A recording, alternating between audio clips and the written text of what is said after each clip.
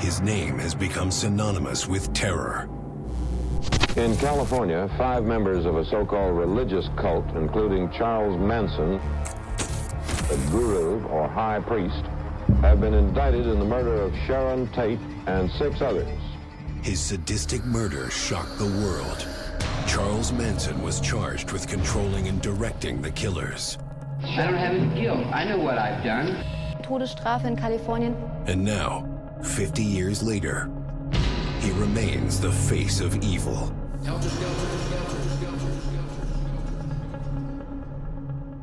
From behind bars, he seeks out his final victim, his own family. You have a prepaid call from an inmate at the California State Prison, Corcoran. Searching for closure from a criminal who shares the same blood. My grandfather, Charles Manson. I wish I could be you in what I'm doing. It's hard to look back and know where you come from. I did not want my son around that. I didn't want him to think that that was in him, because that would have been his bloodline. What's going to happen to me? Am I going to kill somebody? Is this in the family tree? Is this in the genes, in the blood? I want to face him face to face. I want to know the answers because I'm sick of feeling lost. No matter who he is, he's still family. Understanding me is understanding yourself. The reality is me.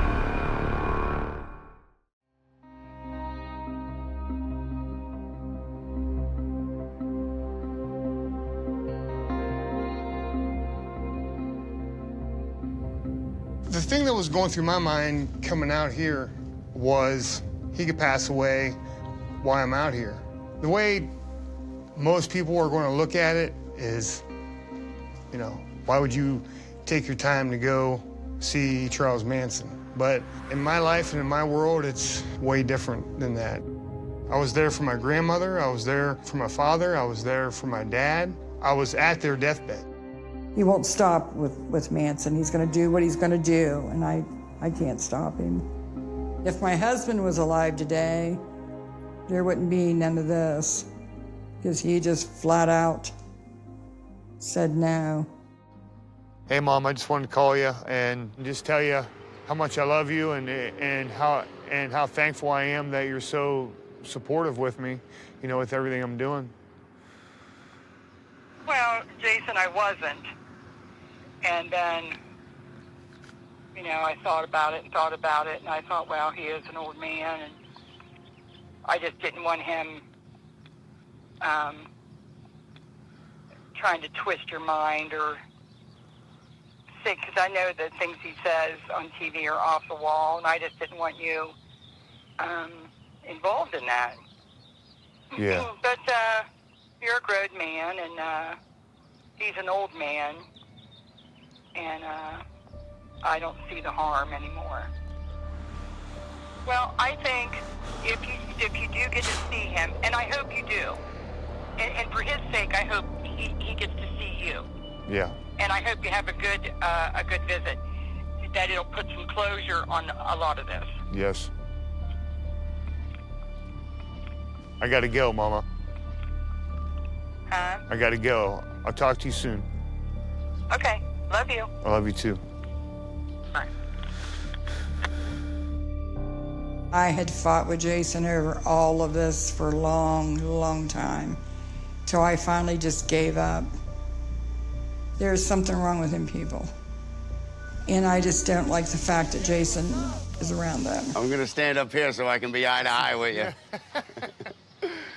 JJ, John Michael Jones, has been a friend of my grandfather's for 15 plus years, and he shared with me how he really truly loved my grandfather. And it was moving for me. It opened me up to think maybe there is a different side of Charles Manson.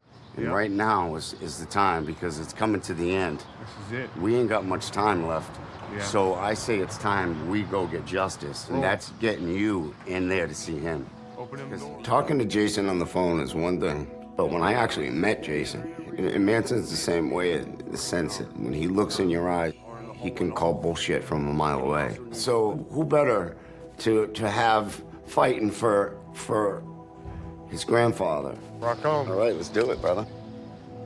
I think it was important to have JJ go into the prison with me because he shared a lot of information with my grandfather back and forth, and I knew that the research that he's done working with the prison system, that he had an edge above me, so that would work on my side.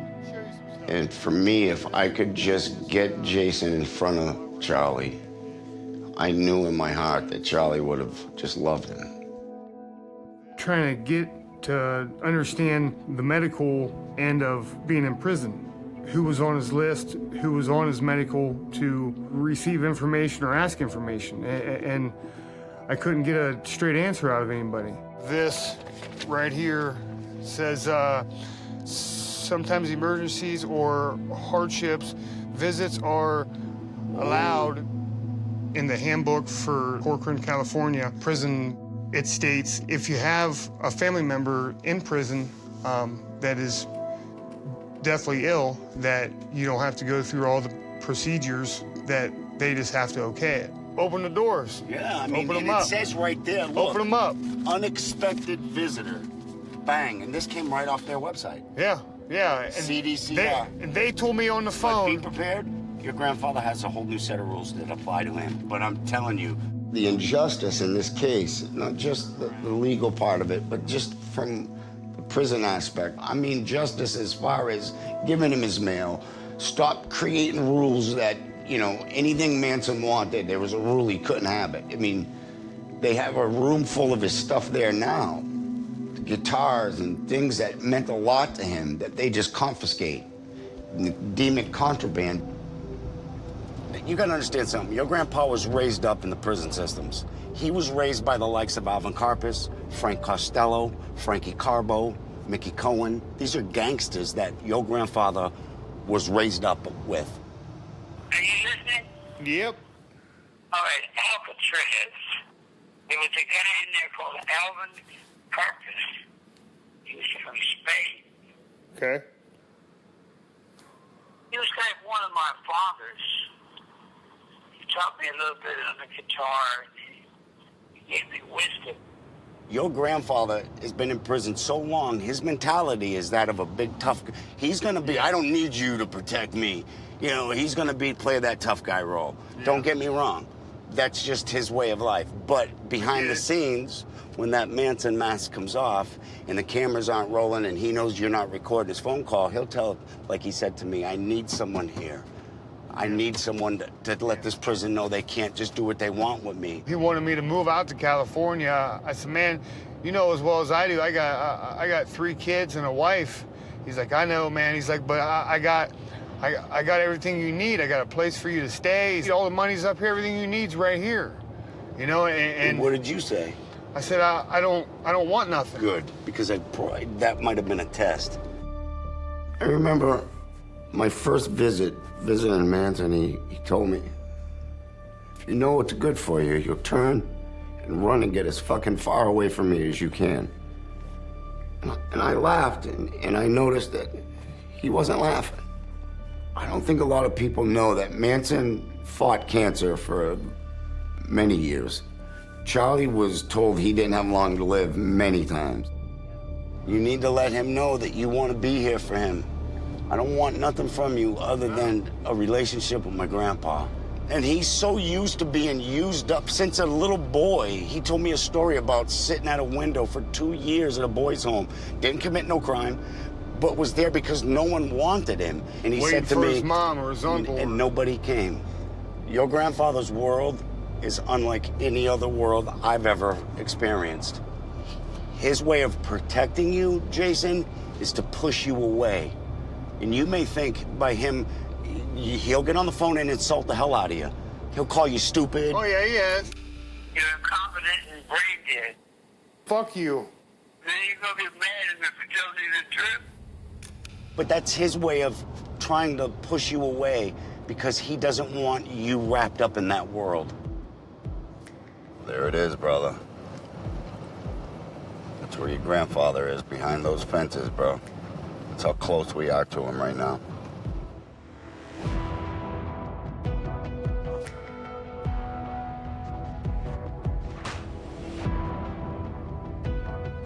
All right, bro. Corcoran State Prison. Game on. Game on. When we pulled up and we was going straight to the front gate, I was waiting for guns to be pulled. You know, turn around and never come back is what I expected. How you doing, sir? Good, how you doing? I need to get to the visiting center. What are you here for? I need to see my grandfather. He's in the hospital. You need all your identifications? Okay. Now, what's this about? I'm here to see my grandfather. He's in the hospital, and I brought my documentation to show that, you know, that I'm his grandson. And then I was looking through the documentation for the visitation, and it says on here for me to ask for the sergeant so that I could fill the proper paperwork out. You know, because he's in the hospital right now, and he's got early stages. Who's your grandfather? Charles Manson. Charles Manson? Yes, sir. Okay. It's just hard for me to. I see him in his last days, and it's just hard for me to see what's going on and not be able to Help him be there for his. And yes, and I understand that, but we still got procedures we got to follow, and you still have to go through the process of getting cleared for the visit and all that. But once you submit that paperwork, I mean, you can come every weekend, no problem. Oh, beautiful. Yeah. I just don't seem living, you know, much longer, and I just want to be beside him. That's all. Okay. All right, bro. And that's understandable. If he's got. No, he still thinks on his own. He's not as bad as they're making it sound like it is. Yeah. Yeah. I can't divulge anything to you, but I can let you know he's doing all right. That's beautiful. Thank you for that. That's incredible. I just opened up somehow. I think it was spiritually, because my mind was, you know, was wrapped around being on the inside. Without him sending you an application with his signature on it, that's just our policy. We don't allow visitation like that. Even family? It doesn't matter. He has to request those people to be authorized as visitors. Okay. Once he sends that request to you, you'd send it back to us, and then we'd process you, but it has to be at his request only. Got it. We can't force him to take a visit with somebody. No. And that's what I'm saying. So if I just took your application, that would be me forcing him, you know what I mean? He's in the hospital. He's on his deathbed. You know, like I had everything. I had all my documentations from when I was a boy to link everybody up to who my father is. And, you know, my grandfather had his set of rules at the prison, and everybody else had their own.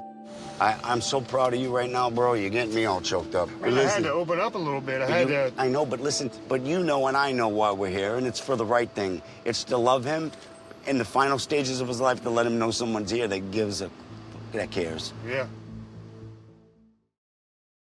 You know what the best feeling was, though? Right before the conversation was over, man, the one guard looked at me and said, "Jason, I want you to know that your grandfather's doing okay." Even though I'm not supposed to be telling you. I want you to know that your grandfather's doing okay. That's right, man. That was the best. You know, I looked at him with a whole different They accepted you. Perspective and respect. It's gonna get back to him that you were at this gate today. You mock my words.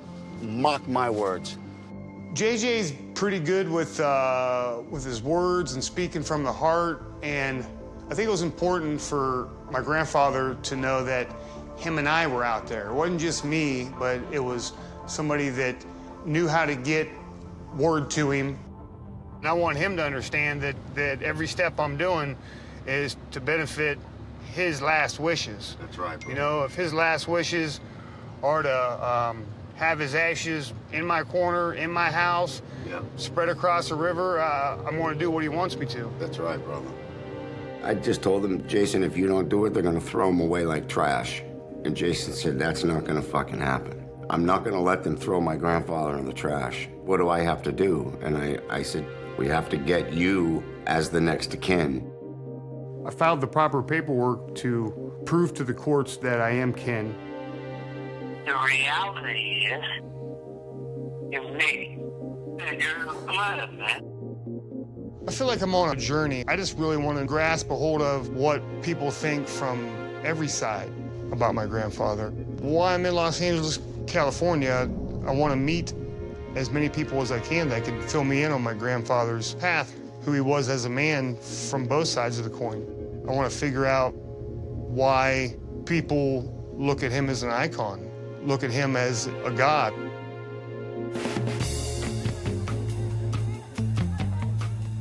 It was 1967 and the summer of love. Charlie had just gotten out of federal prison in LA. And when it came time to parole him, he said that he didn't want to be paroled because prison was his home. And they literally had to escort him to the front gate of the prison and boot him out. He took a bus up to the Bay Area and he was drawn to Berkeley. And Mary Brenner worked at the library at UC Berkeley, and she and Charlie met, and Mary got pregnant. Charles Manson wanted to put together a group of people to basically come along with him, this anti-establishment, peaceful, loving, sex-filled and drug-filled family. And he picked up these troubled, lost souls along the way wherever he could. And he picked them out because they had mommy or daddy issues, and he became kind of a father figure to them, a Christ-like figure to them, and he called them his children. And one by one, he pulled them in. I met Charlie for the first time at a party through a couple of friends that took me there. It was magical. Charles Manson had, like shoulder length, wavy hair. He was in his early 30s. He was very playful, played the guitar. He was a fairly good musician, and I think he had some aspirations that he would make some money from his songs. Charlie used his music to help, indoctrinate us. He just had this way of convincing people of, who they were and what they could do for him and what he could do for them. And he had sex with them and told them whatever he thought they needed to hear, and they loved him. And so he just really was cutting us all off. You don't need your mom and dad. He loved, being super isolated. The place where the Manson family lived was actually a movie set. It was called Spahn Ranch because it was actually the Spahn movie ranch, and that was its official name, named after the owner, George Spahn. And in turn for living there for free, they helped take care of the ranch and took the horses for rides and gave trail rides to visitors, and basically lived on the farm in the middle of nowhere where they felt like they could live however they wanted. I didn't know who I was. I mean, I was so much, a Charlie follower at that point that I didn't have my own mind. He was definitely the one that led this group of people into doing what they did. Innocent people were murdered for the reason Manson and the family wanted to start a race war. The idea of someone striving as best that he could, nearly 50 years ago, to spark a racial apocalypse with Helter Skelter. Helter Skelter was the name of a Beatles song, but for Charles Manson, it was basically, Armageddon. Charlie was sure that the Beatles were like these four prophets that were communicating with him, that, Helter Skelter was coming down, the Blackbird song has something to do with the black man. Blood written on the walls of the Sharon Tate mansion, and somehow implicating black revolutionaries who would be happen to passing through the neighborhood or something. The one thing that we do know about Charles Manson is that he was a racist. This crazy Helter Skelter scenario that some people today still don't believe is really true, but it came out in testimony, and Vincent Bugliosi ended up calling it in court Helter Skelter, but even Manson called it Helter Skelter. It was a real thing. I don't believe in Helter Skelter or Vincent Bugliosi's narrative. I never have. I believe he was convicted of things he wasn't guilty of. Here we go. This is you walking for the first time, basically on what... For me, to see this man, Jason Freeman, Charles Manson's grandson, and the only thing he knows is what I consider to be ignorance. I felt really, really super bad for him, and just because I don't believe that Charles Manson is that person. So here now we're coming down onto like the ranch proper, the famous view of the horizon. Billy is completely passionate, 100% on my grandfather's bandwagon. I think it's very important for me to understand my grandfather through other individuals who were close to him. The more I learn about my grandfather, the more I can learn about myself from the inside out. You know, it's spiritual. Down here would be, you know, the 2 rows of western towns, and then all the way down there, the horse corral. We had a driveway right here behind us. There's a very famous picture of Susan Atkins standing here on her tippy toes with the mailbox with those rocks behind her. Okay.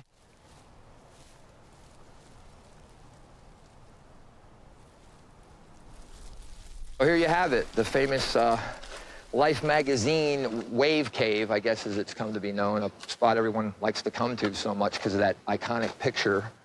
You know, was my grandfather here for that picture? He was not here for the picture. That was after his arrest. Okay, the photographers came out here sometime, you know, later and staged shots of the family at the ranch. Oh, okay. And so that was that. So from what I heard, a story like a past mouth to mouth was that he said, "What, that rock over there? That was just a rock, you know." But I imagine some people enjoyed this spot. He's thinking all this bad stuff he's carrying with the rest of his confusion. I just tell him, "Hey, dude, you don't have to believe this. Like, you know, there's some things you ought to know maybe about your grandfather and what could have happened, not what they say happened." You talk about asking if any places have any special significance. I would imagine that this place would have held some of the best memories for him. Why don't you pull up a seat on the rock, man? All right.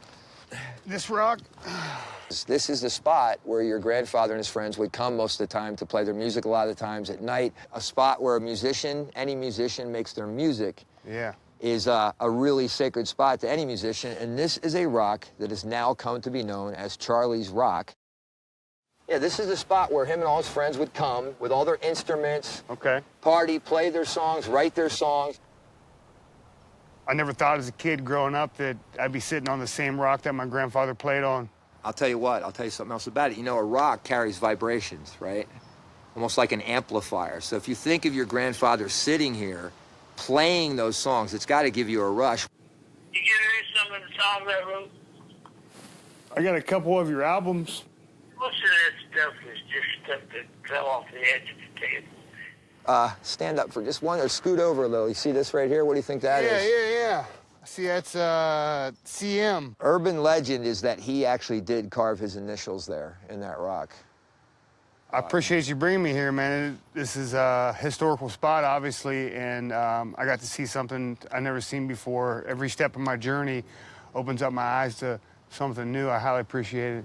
Well, I want you to remember that anytime you're feeling something else, you can always come back to this rock and sit right back down on it and get the same feeling that you're having right now, brother. Yeah.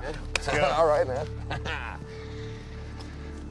Yeah, like guys like JJ and Billy and their passion for my grandfather was immensely high, and they had me thinking that my grandfather is innocent.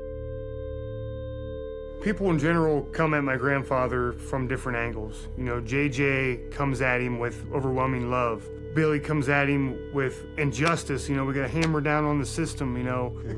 And then you have Grey Wolf. We use these to sort of get the word out. My initial connection to Charlie and the family just came from a random meeting with 2 people that knew him well, and they were the most righteous, beautiful people I ever met, and as soon as I was with them on a daily basis, I felt like I was home. And outside the court, on the sidewalk, some more of Manson's followers were holding their daily vigil. Grey Wolf's been there since 1970. I think he crawled on the ground to the courthouse with the girls. You can't get much closer than that. We made some pamphlets, people that were supporting Charlie and visiting him and stuff. And these booklets, a lot of them have to do with Outlaw, which was what Charlie was all about. ATWA, air, trees, water, animals. Charlie wrote a statement basically sort of explaining his take on Atwa and where he came, how he got to where he was, thinking about the land and the air and the water and the trees and the animals. Charlie's quote, "Work to show, teach, preach, set, prove to the ones you love, and work to redeem soul. All computers set for Atwa. Never lie, and we are Atwa." So, to me, it's a moment of fulfillment right here. We're standing here, everybody on the planet right now. We have choices that are going to make a big difference for the people that come behind us. I stand beside Atwa. There isn't no reason not to. I mean, it's the truth. Meeting somebody like Jason, it's not something you go, oh, here's 5 things that you should know right away and you'll be fine. It's, you know, it's about living and being truthful. The sun creates everything. I believe in the moon. I believe in the ocean, the tide, the whales, the bears, and the woods. I believe in everything, man.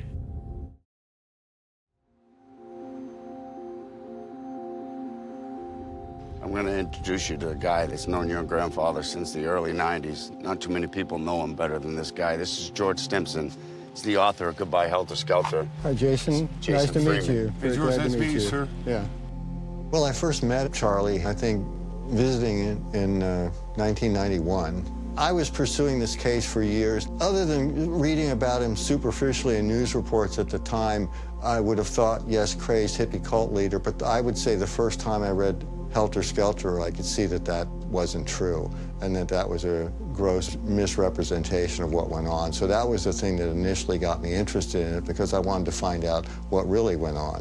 I visited him almost 200 times over 10 years, and so I had a lot of chances to get to know him in different circumstances and see how he acted different ways and I acted different ways. It's not like, you know, people say, oh, you went in and, you know, he brainwashed you into writing this book. And it's like, no, I don't want to put your grandfather down, but Bugliosi says he's a master con man, and I would have to disagree with that. He's not that good. You know, and that's part of the problem he got in trouble back then, was helping people out, having all those people around him and helping them, because he just, that's his nature.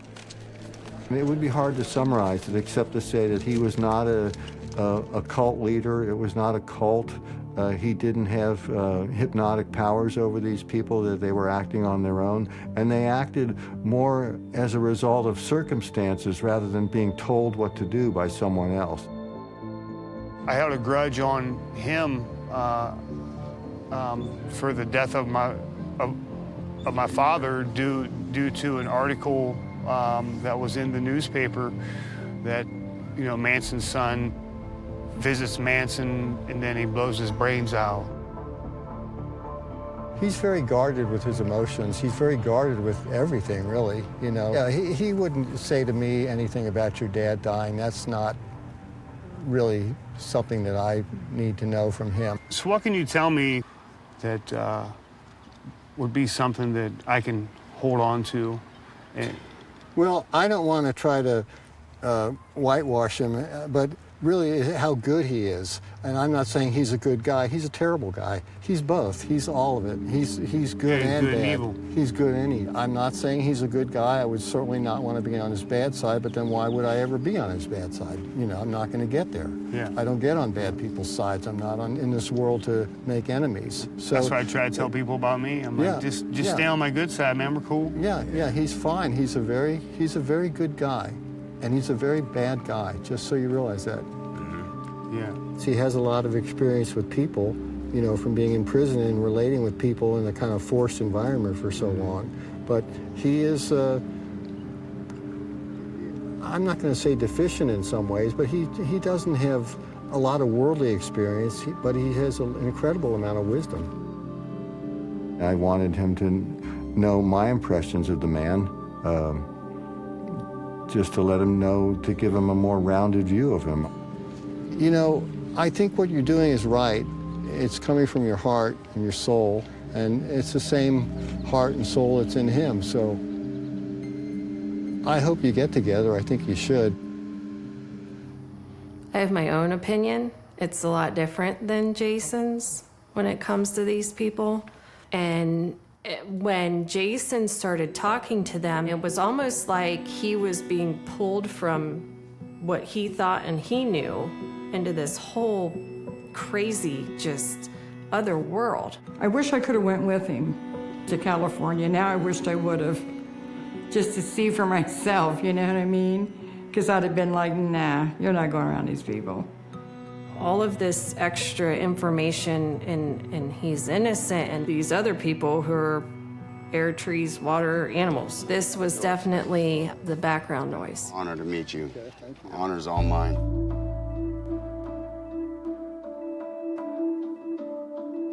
I get back from California.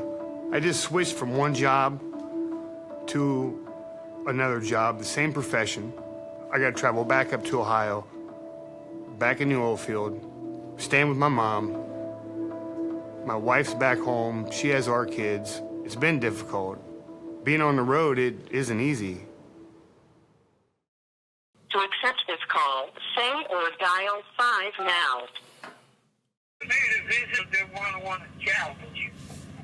They're going to say, you can't come in, we don't know you, you're not on the list, you're not approved. And it makes up 1,000 rules, man. You have to murder about 35 people before you can even start. Because I got ego trips that just despise me. They despise everything I'm about because they're jealous, coward punks. I know that. You know, when I told JJ, I told John, I said, if I gotta knock somebody out to be beside my grandfather, I said, that's what I'll do. I don't want that. No. Your grandfather don't want you doing that. Your grandfather wants you to raise your kids and have a good life. I'm doing that. Hey, did you get my visitation form yet that I sent to you? Did you get my form? No. No. That's what I'm telling you. I know. You're dealing with super bad people, man. I know that. These people swear they're assholes. They're triple assholes. Hey. I gotta go, so you have a good day. Hey, man, I love you.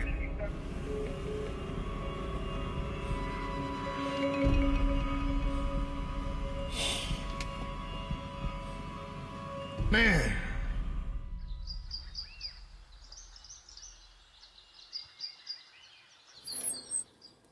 Yeah. I'm in here. What are you doing? Heating up stuff for your grandma. I gotta get her supper. I made it back in. I made it through another day. You made it another day.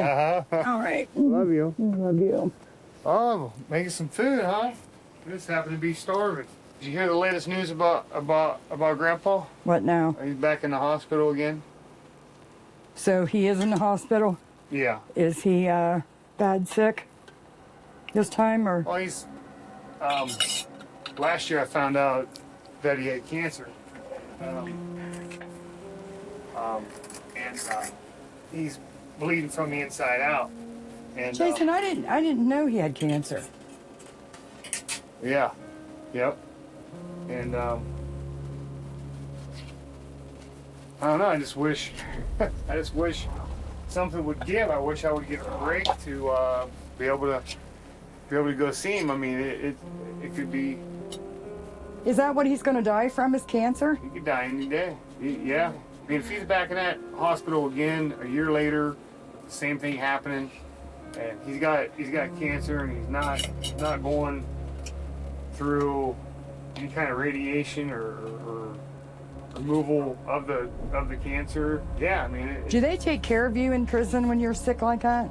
It's just a matter of time, you know. Yeah, they'll take care of you, but I just don't see him taking care of a 82-year-old man, a 83-year-old man.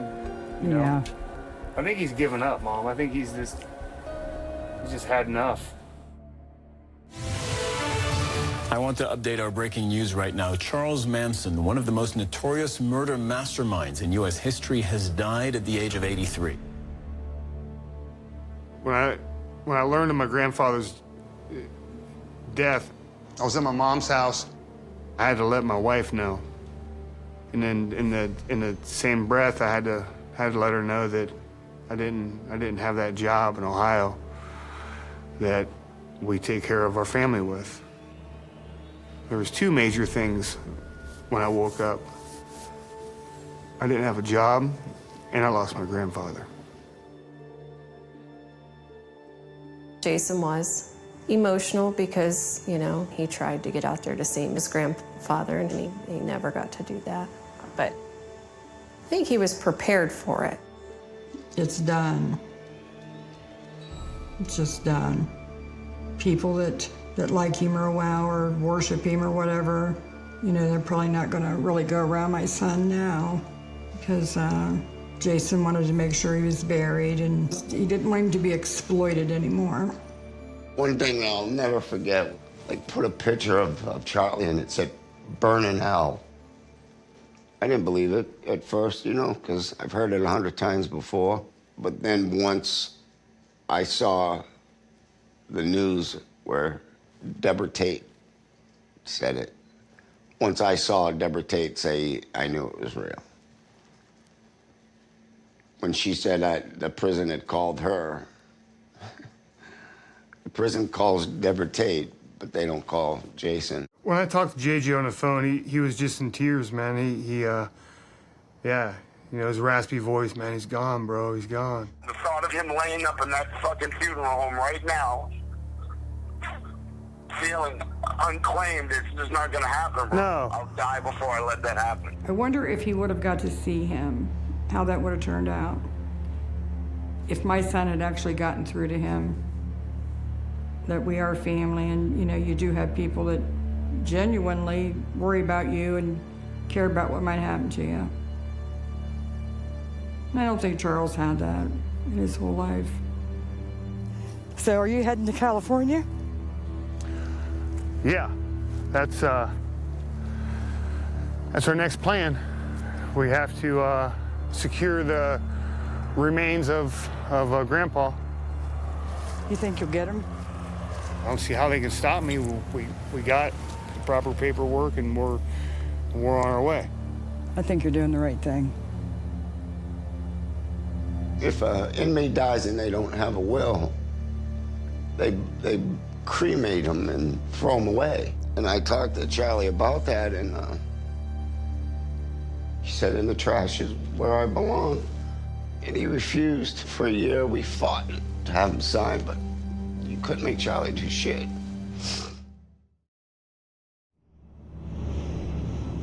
I want to go to California and claim my grandfather's remains, and I asked JJ to be with me. I met up with JJ in Venice, and we went over a game plan so we can see what to do next. God, man. Nice to see you. How you holding up? You know, I hate that we have to meet under these circumstances, bro, but, you know, we got things we got to take care of. And I say we because you're going to win this, man.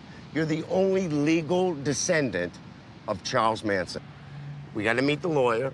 We got to get to the courthouse. Yep. And with the proper paperwork, we go get your grandfather and we bring him home. Once you get his body, what are you going to do? This is what I want to do. This is me personally. This is everybody else off to the side.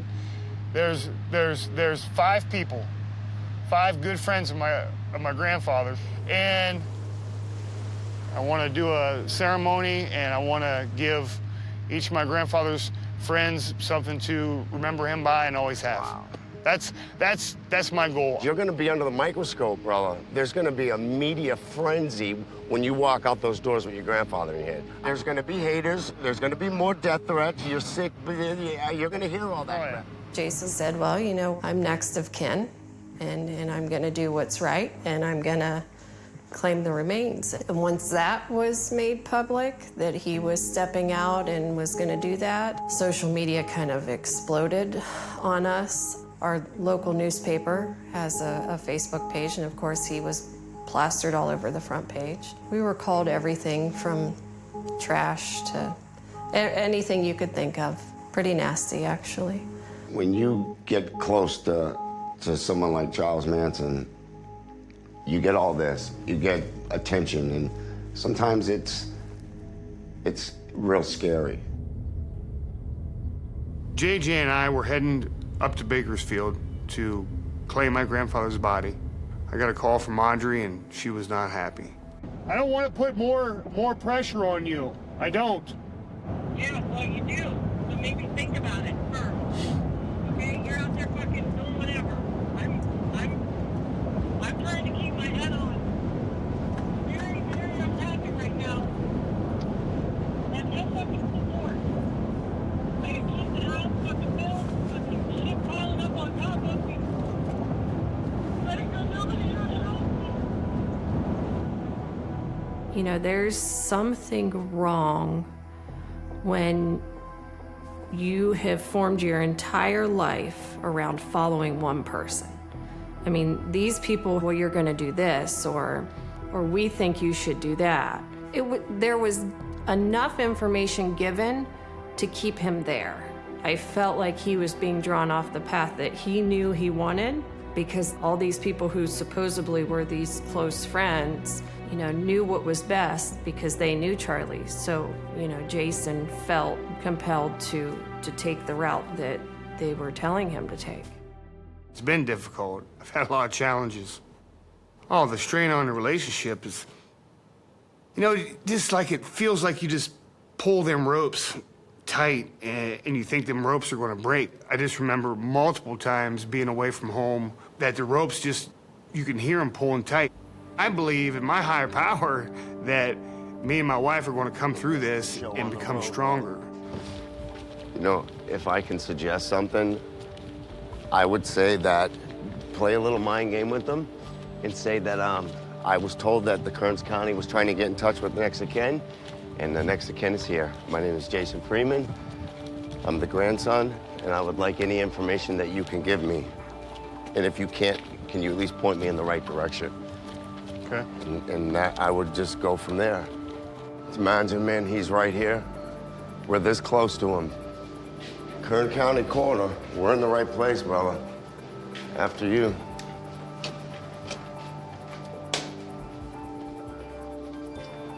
Hello.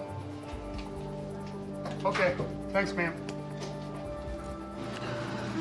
Hi, ma'am. How are you? I'm okay. Just trying to walk through some rough steps. You know, whenever someone passes away, it's just, Yeah, I know that. it's not easy. Grandson. Yes, ma'am. I recognize you. Good seeing you. They were looking for you. Yes, ma'am. I got word that you guys were looking for me to fill the proper documentation out for my grandfather, Charles Manson. Well, next of kin, he's the next of kin. Yep. Please, that would be great. Thank you. Okay, thank you, ma'am. Yes, ma'am. I don't know anything about Mr. Manson, but he's just a person to me. Like, yep. I know his past or what he did, but you know, I don't know anything about it. Like people say, I live on a rock, Details, but, yeah. Just Yeah. I try to leave the details out of it too, especially in a time like this. It's just, you know, I'm here for one thing, and that's to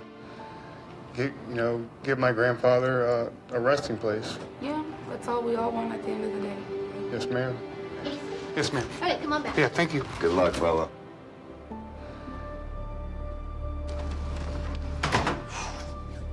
Yes. Establishing who is the legal next of kin. Yes, ma'am. It's great meeting you. Yeah, brother. Walking out of the coroner's office, man, it was the first time in a long time where when you go into a place of authority, where you walk into certain rooms and you can actually walk back out freely because there's nothing holding you there.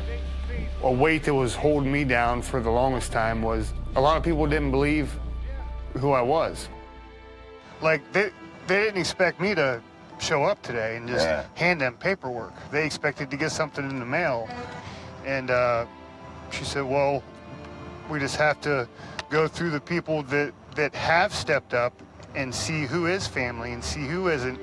But all your documentation has shown us that you are related. And Yes! Fuck yeah, brother. Proud of you, man. And for them to recognize me and my grandfather as being family, that's all I needed. I was happy.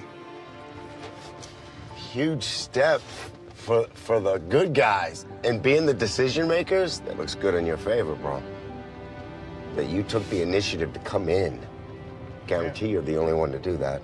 After I left the coroner's office, I had this satisfaction on the inside, and I've already laid enough on Audrey, and she's already consumed enough of what's going on around her. I had to make the right phone call. You know, who am I supposed to call and tell this exciting news to? Well, it's exciting to me, may not be exciting to the rest of the world, but I knew my mom could respect it. See what Mom's up to. Hello? Mother. Hey, how's it going? What are you doing? Oh, I'm just sitting here. Uh-huh. Watching TV, and I just wanted to know how your day went before I went to bed. Yeah.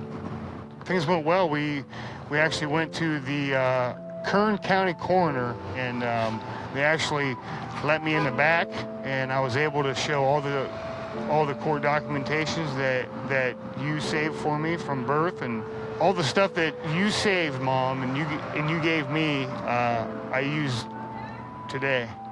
And have all the answers. And have all the answers. Tried to get a hold of Audrey. Uh-huh. I told her I wanted to talk to you. Before I went to bed, she said she was going to bed. She never answered me back. No, whenever she has some hard days at work, Mom, and I just gotta make sure I'm there for her, you know, mentally, and I'm just not there physically, and that's the hard part right now. I gotta go, Mom. All right, bye. Okay, I love you. Bye.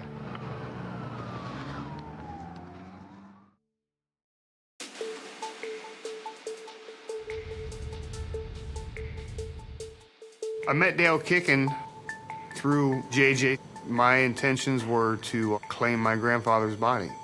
That was Dale's job. Dale was the perfect guy to be in my corner. We got one shot at this. As far as the court was concerned, up in Kern County, their big issue there is we have a body. We need to have someone take the body or give us permission to dispose of it or intern it ourselves. The code section in California basically talks about if there aren't any identifiable immediate relatives, then it would be the next of kin. When you have contact with, as you did with the sheriff, that tends to diminish the trustworthiness of the attorneys that are representing you in the eyes of the sheriff. So it's best to uphold the attorney-client privilege and to preserve your right not to speak, not to give testimony by having an attorney who makes statements for you and who has contact with officials. So to underscore that, I would say, please do not have further contact with any of the authorities, be it the sheriff, be it the Corcoran facility, court clerks, judges. So I've got you to help me protect myself from me. Exactly. Yeah. The county council up in Kern County did a very good job of exploring the issues and the possible claimants. There were Michael Channels and Matthew Lentz.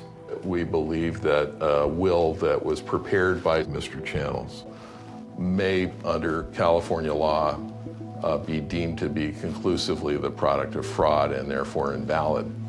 So we've laid the groundwork for that determination. Matthew Lentz, who you had a circumstance with many years ago where his DNA was compared with yours, having the presumption that you in fact are the son of Charles Manson Jr., who was in fact the son of Charles Manson, that your DNA would be a good guideline to compare with his. And as I understand it, the determination was that you couldn't possibly be relatives. Yes. Which would mean that he couldn't possibly be a relative of Charles Manson.